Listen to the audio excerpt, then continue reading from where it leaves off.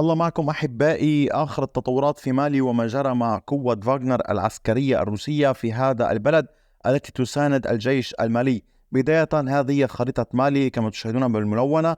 اللون الأحمر سيطرة الجيش المالي. هذا اللون الأسود الفاتح قليلا هو لتنظيم مرتبط بتنظيم القاعدة، وهذا اللون باللون الأخضر هي لحركة أزواد، جيش تحرير أزواد. إضافة هذا اللون هو لما يسمى بغاتيا. طبعا هذا اللون هو اللون الأسود الداكن، هو لسيطرة ما يسمى ولاية صحارى في طبعا الصحراء الأفريقية. ما الذي حصل؟ بداية قبل أيام قامت قوات الجيش المالي مدعومة بقوات من فاغنر العسكرية بالتقدم في هذه المنطقة. تقدمت القوات طبعا الجيش المالي مع فاغنر نحو 105 كيلومترات، ووصلت تقريبا إلى إحدى البلدات الحدودية لأول مرة منذ عام 2012، وبالتالي كان تقدما هاما للقوات، تقدم بعمق 105 كيلومترات على طول هذا الطريق الرئيسي. وكما تلاحظون المنطقة هنا أغلبها صحراوية، وبالتالي التحرك بها يعد من أقصى وأصعب يمكن قول تضاريس القتال الموجودة. فطبعا بعد هذا التقدم كان هناك تقدم آخر لقوات جيش مالي، استطاعت خلاله القوات التقدم بما يصل إلى 132 كيلومترا في هذه البقعة باللون الزهري، ثم معاودة تقدم بنحو 55 كيلومترا إلى حين وصلت إلى منطقة بوغيسا.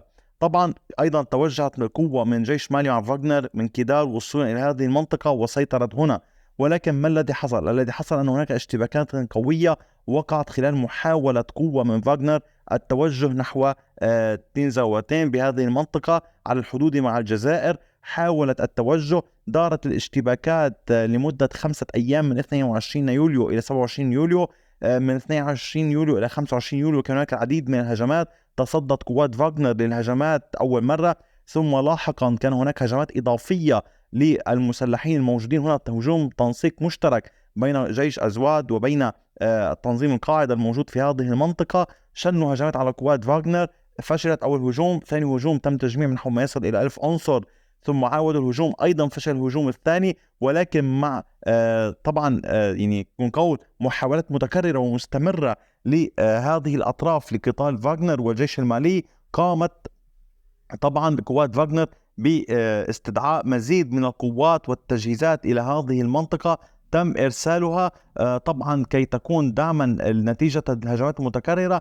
ولكن الذي حصل أن هناك عاصفة هبت، فلم يكن هناك أي استطلاع جوي، لم يكن هناك أي عمل للطائرات بدون طيار، ولم يكن هناك أي عمل للطيران الحربي نتيجة الطقس الرملي والعواصف الرملية. وهكذا استطاعت هذه المجموعات يمكن قول تنفيذ كمين كبير، خصوصا أنهم يقاتلون داخل عقر دارهم، وبالتالي الجميع يعلم أن صاحب الأرض لديه أفضلية، خصوصا أن هذه المنطقة صحراوية وهي عبارة عن جبال وصحارى، وبالتالي القتال في هذه المنطقة يعد من الأصعب كما قلت لكم. طبعا كان هناك معارك كبيرة استطاعت خلالها في نهاية هذا الأمر المجموعات القضاء على عدد كبير من مقاتلي فاغنر. إضافة إلى ذلك استطاعت أسر بعضهم، وقيل أنه جاري طلب فدية ببعضهم. طبعا قائد قوة الهجوم المفرزة 13 تابعة لفاغنر في هذه المنطقة قد قتل.